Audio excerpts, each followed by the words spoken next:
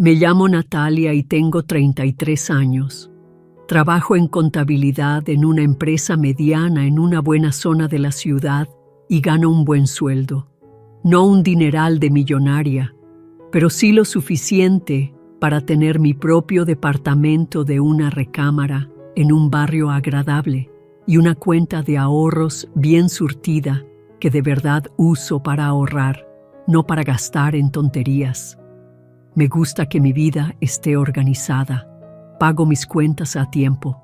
Preparo mi comida de la semana los domingos y tengo una hoja de cálculo con mi presupuesto que actualizo cada semana. Mis amigos creen que soy aburrida, pero me da igual. Al menos no estoy estresada por el dinero todo el tiempo, como la mayoría de la gente de mi edad. Mi familia es todo lo contrario a mí. Mis papás, Laura y José, andan rondando los 60 y nunca han conocido un plan que no pudieran ignorar. Mi mamá trabajaba medio tiempo en una tienda departamental hasta el año pasado, cuando decidió que estaba demasiado cansada para seguir trabajando. Mi papá hace trabajos de construcción cuando le da la gana, lo que no es muy seguido últimamente. Viven quincena a quincena, cuando de hecho les llega una quincena. Luego está mi hermana menor, Elena. Tiene 28 años y trabaja en una cafetería, pero solo cuando no está dedicándose a su arte. Pinta unas cosas abstractas que parecen hechas por un niño de kinder con los dedos, pero ella se hace llamar artista. Lleva más de un año viviendo en el mismo estudio. ¿Y adivinen quién ha estado pagando su renta? Sí, yo. Empezó con poco. Hace 3 años, mis papás me llamaron llorando porque no podían pagar la hipoteca. Solo por esta vez, dijeron, es una emergencia. Así que les mandé 20,000 pesos. Luego, volvió a pasar al mes siguiente y al mes después de ese.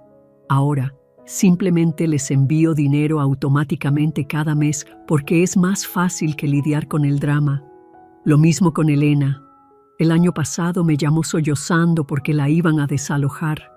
¿Podría ayudarla solo por esa vez? Su renta es de 25,000 pesos al mes, que es más de lo que gana en la cafetería la mayoría de los meses, pero pensé que si se la pagaba, al menos tendría un lugar estable donde vivir y tal vez sentaría cabeza. Realmente no me molesta ayudarlos, así que cuando mi mamá me llamó el martes pasado y me preguntó si quería ir a cenar el viernes, le dije, claro. Tratamos de tener cenas familiares al menos una vez al mes, aunque generalmente terminan conmigo escuchando a todos quejarse de sus problemas mientras como el pollo seco que prepara mi mamá. Llegó el viernes y me presenté en casa de mis papás justo a las 6, como siempre. Es una casita de un solo piso en una colonia vieja que poco a poco han dejado deteriorarse porque las reparaciones son caras. El porche de la entrada lleva 2 años hundiéndose.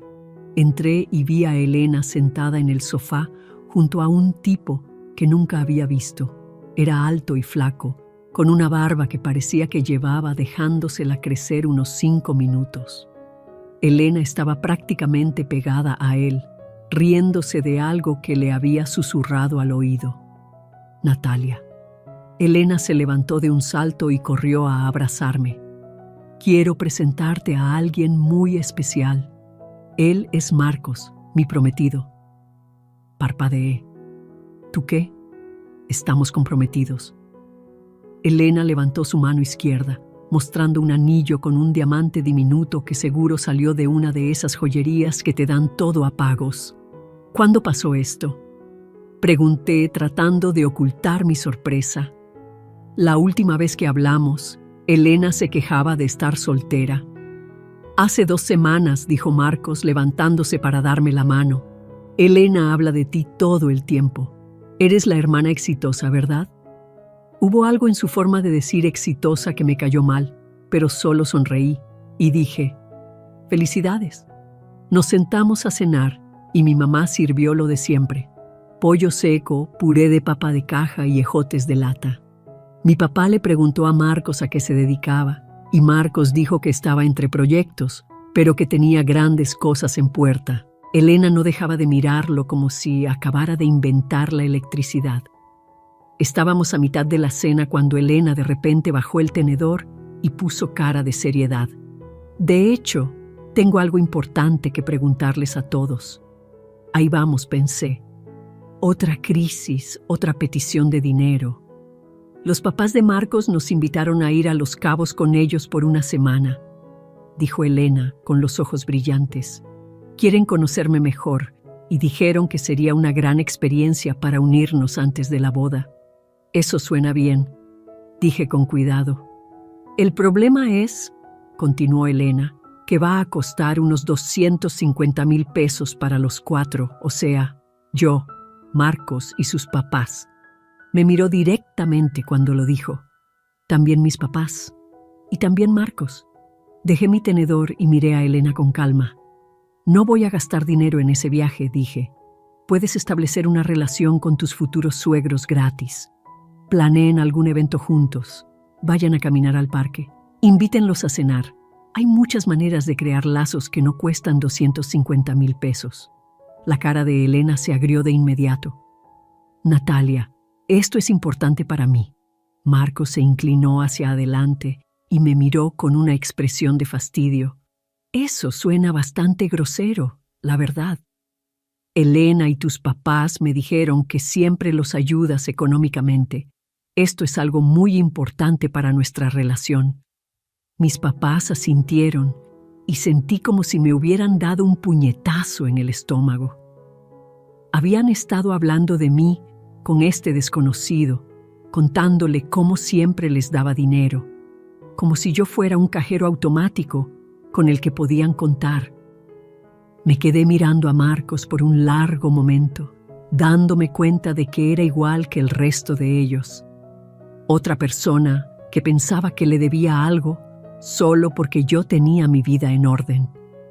No voy a malgastar dinero en unas vacaciones, dije, manteniendo la voz firme. Pero con gusto te daré dinero cuando realmente se estén preparando para la boda. Ya sabes, para algo que importe. Esta conversación se acabó. El resto de la cena fue tenso. Elena no dejaba de lanzarme miradas de odio. Marcos ni siquiera me miraba. Mi mamá y mi papá intercambiaban miradas como si estuvieran teniendo una conversación silenciosa sobre lo decepcionante que yo era.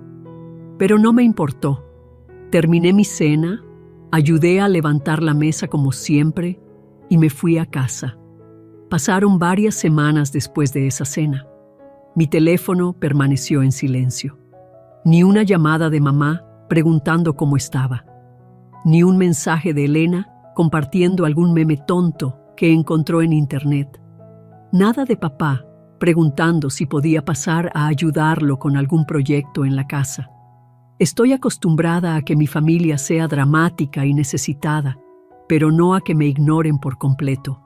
Incluso cuando peleamos, alguien suele llamar en unos días para arreglar las cosas. Esto se sentía diferente. Así que un jueves por la tarde, decidí hacer algo que nunca hago: aparecer sin avisar con una ofrenda de paz. Hay una pastelería fina llamada El Encanto justo al lado de mi oficina. Hacen unos pies de frutas increíbles que cuestan como 800 pesos cada uno, pero son de esas cosas que hacen que la gente olvide que está enojada contigo. Compré el favorito de mi mamá, pie de manzana con canela con una especie de glaseado especial encima. Le dije a mi jefe que tenía una emergencia familiar y que necesitaba salir temprano. No era exactamente una mentira. Luego conduje hasta la casa de mis papás, con la caja del pie en la mano, lista para disculparme por haber sido tan dura con todo el asunto de Los Cabos. Todavía tenía mi llave de cuando viví allí durante la universidad, así que entré como siempre lo hacía. Fue entonces cuando escuché voces provenientes de la cocina, voces fuertes. Estaban teniendo una conversación intensa y obviamente no me habían oído entrar. Estaba a punto de llamarlos cuando escuché la voz de Elena, clara como el agua. Todavía quiero ir a Los Cabos con Marcos y sus papás, pero no tengo el dinero. Natalia está siendo increíblemente egoísta con todo este asunto. Me detuve en seco. La caja del pay de repente se sintió pesada en mis manos. No te preocupes por Natalia. La voz de mi mamá salió de la cocina. Tu padre y yo ideamos un plan para sacarle dinero. Diré que mi artritis está empeorando y que necesito un tratamiento especial. Ya sabes cómo es Natalia. Se creerá cualquier cosa que le digamos sobre temas médicos. Todos se rieron. Literalmente se rieron. ¿Cuánto le van a pedir? Zrenia quiso saber Elena. 300,000 pesos, dijo mi mamá. Eso cubrirá tu viaje a Los Cabos y nos dará un poco más para nosotros. Eso es brillante, se unió la voz de mi papá. Natalia siempre ha sido muy tonta para eso. Se cree todo lo que le decimos sin hacer preguntas. Esperaba que mi mamá me defendiera, que le dijera a mi papá que se estaba pasando. En lugar de eso, se rió más fuerte. ¿Saben cuál es la verdad? Swing, dijo mi mamá. A Natalia solo la queremos cuando nos da dinero. El resto del tiempo, solo nos molesta con toda su organización y planificación y sus sermones sobre la responsabilidad. Sentí que iba a vomitar. La caja del pay se me resbaló de las manos, pero la atrapé antes de que cayera al suelo. Moviéndome lo más silenciosamente posible, retrocedí hacia la puerta principal, la abrí y salí. Luego respiré hondo, volví a la puerta y toqué. ¡Voy! Component placement, gritó mi mamá con una voz falsamente alegre. La puerta se abrió y la cara de mi mamá se iluminó como si me viera por primera vez en años. Natalia, qué maravillosa sorpresa. Pasa, pasa. Volví a entrar en la casa de la que acababa de escabullirme, sosteniendo el mismo pay, mirando a la misma mujer que acababa de decir que solo me quería por mi dinero. «Miren quién está aquí», gritó mi mamá hacia la cocina. Papá y Elena salieron, ambos con enormes sonrisas falsas. «¡Natalia!». Elena corrió y me abrazó como si no hubiéramos pasado 3 semanas sin hablarnos. «Te extrañé mucho. Traje pay», dije, levantando la caja.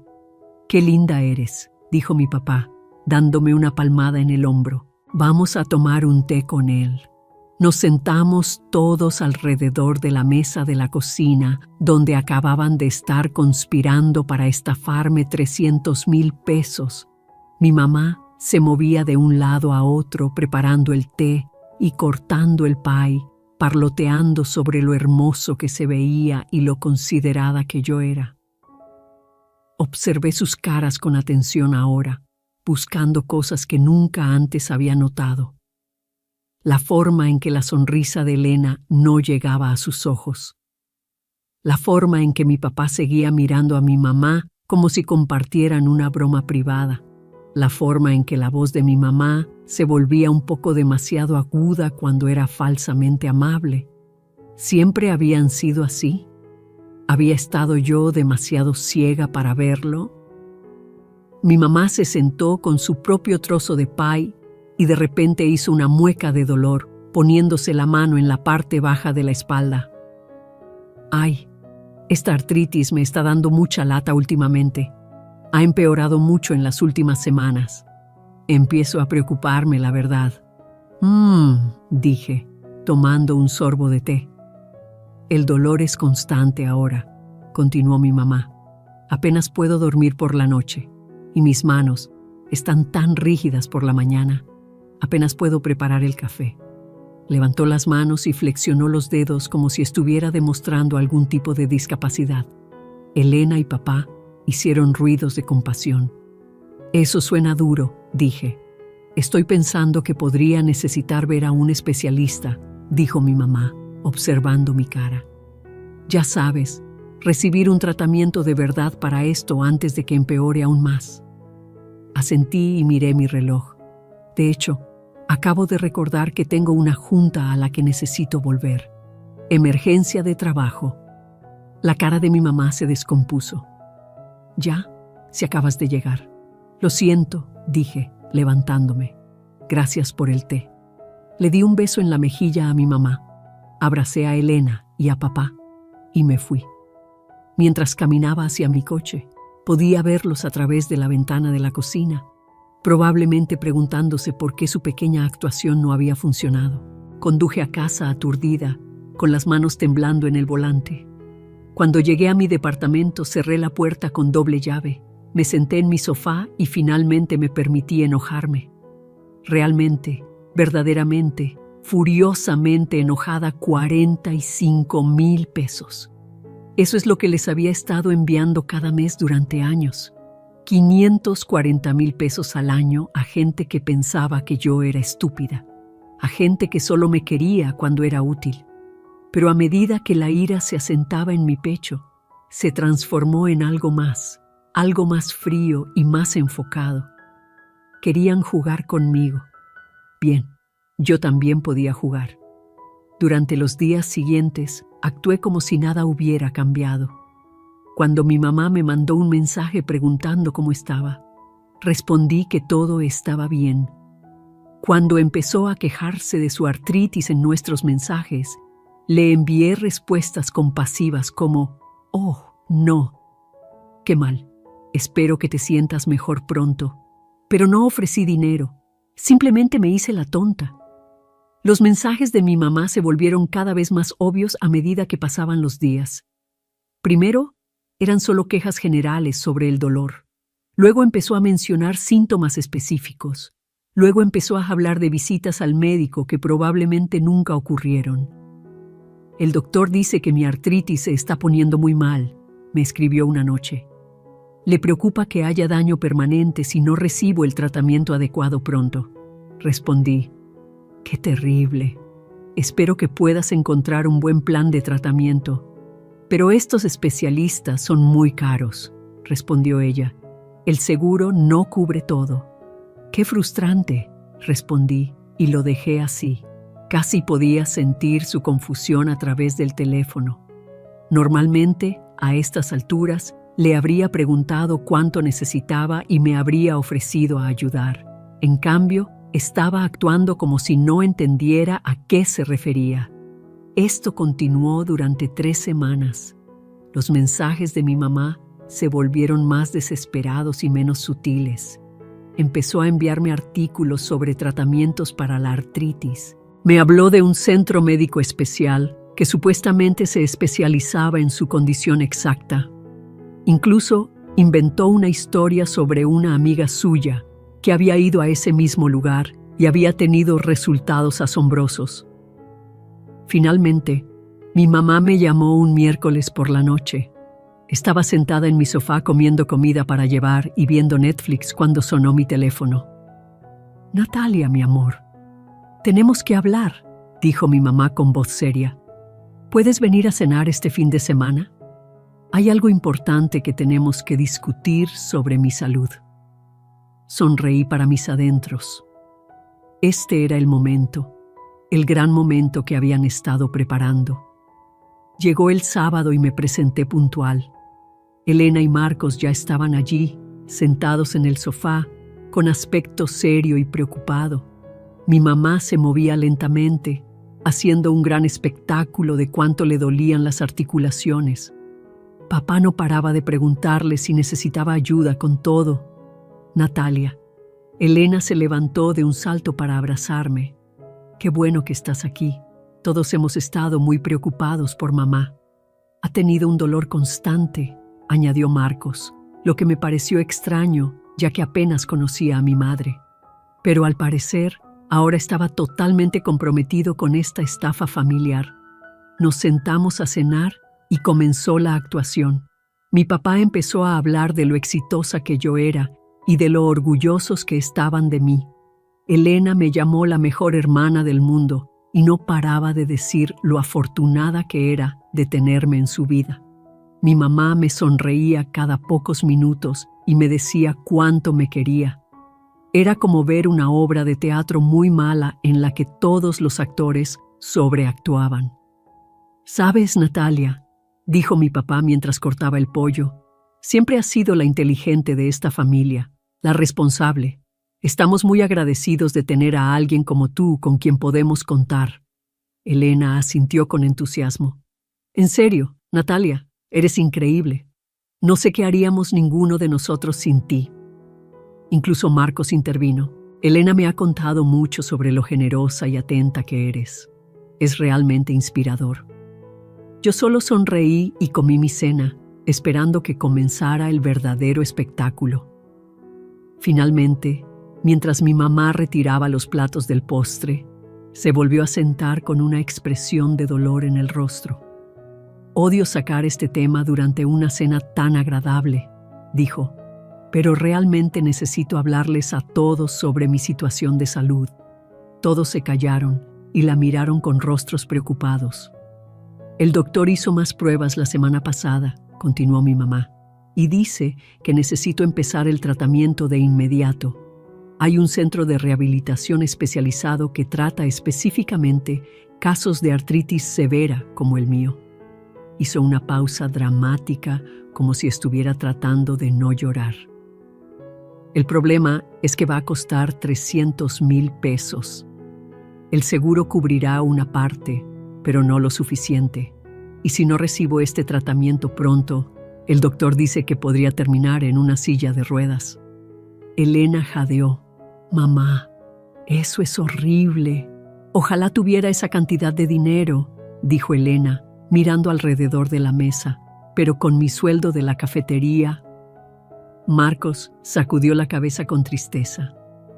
Ayudaría si pudiera, pero todavía estoy entre trabajos. Papá suspiró profundamente. Hemos estado tratando de ver cómo hacerlo funcionar, pero simplemente no tenemos 300,000 pesos por ahí. Entonces todos se giraron para mirarme, el momento estelar que habían estado planeando durante semanas. Miré cada una de sus caras. Mi mamá con su falsa expresión de preocupación, papá asintiendo seriamente, Elena mordiéndose el labio como si intentara no llorar, y Marcos sentado allí como si realmente le importara la condición médica ficticia de mi madre. Y no pude evitarlo. Empecé a reír. No una risita, sino una carcajada de esas que no te dejan respirar, con lágrimas corriendo por mi cara. Todos me miraron como si hubiera perdido la cabeza. «Natalia», dijo Elena con incertidumbre, «¿qué es tan gracioso? Se trata de la salud de mamá». Me sequé los ojos y miré alrededor de la mesa a sus caras confundidas. «Sé lo de su conspiración», dije con calma. La habitación se quedó en silencio absoluto. Mi mamá se rió nerviosamente. «¿Conspiración? Mi amor, no sé de qué estás hablando». «Claro que lo sabes», dije. Los escuché a todos hablando de eso hace 3 semanas cuando vine con el pai, sobre cómo iban a fingir que mamá estaba enferma para poder sacarme 300,000 pesos. Dinero que planeaban darle a Elena para su viaje a Los Cabos. Elena se puso pálida, la boca de Marcos se abrió. Papá parecía que quería desaparecer en su silla. Escuché cada palabra, continué. Sobre cómo soy estúpida e ingenua, sobre cómo solo me quieren cuando les doy dinero, sobre cómo los molesto el resto del tiempo. La cara de mi mamá se había puesto completamente blanca. «Natalia, ¿puedo explicarlo?» «No hay necesidad de explicar», dije, levantándome de la mesa. Escuché todo lo que necesitaba escuchar. Los miré a todos una vez más. Se acabó. No más dinero. No más ayuda, no más cenas familiares. A partir de este momento, corto todo contacto. Elena fue la primera en encontrar su voz. «Natalia, no puedes hacernos esto». «Mírame», dije. Me volví hacia Elena específicamente. «Estoy cancelando el pago de tu renta hoy mismo y mamá, papá, se acabaron las transferencias mensuales de 20,000 pesos». Caminé hacia la puerta mientras todos empezaban a hablar a la vez, gritando protestas y excusas, pero no me detuve a escuchar. Finalmente había dejado de ser su cajero automático. Conduje a casa esa noche. e inmediatamente me metí a internet para cancelar todos los pagos automáticos. Los 20,000 mensuales a mis padres cancelados. La renta de 25,000 pesos de Elena cancelada. Me tomó unos 10 minutos deshacer 3 años de apoyo financiero y se sintió increíble. Mi teléfono empezó a sonar antes de que siquiera terminara. Mamá, papá, Elena, todos me llamaban uno tras otro. Dejé que cada llamada se fuera al buzón de voz. Luego empezaron a llover los mensajes de texto. Mensajes de enojo, chantajes emocionales, súplicas desesperadas. Elena escribió un párrafo entero sobre lo cruel y egoísta que estaba siendo. Papá envió un mensaje corto llamándome malagradecida. Mi mamá escribió una cosa larguísima sobre lo herida que estaba y cómo yo había malinterpretado todo. Borré cada mensaje sin leerlos por completo. Alrededor de las 10 de la noche, mi teléfono sonó de un número que no reconocí. Sin pensar contesté. Natalia, gracias a Dios.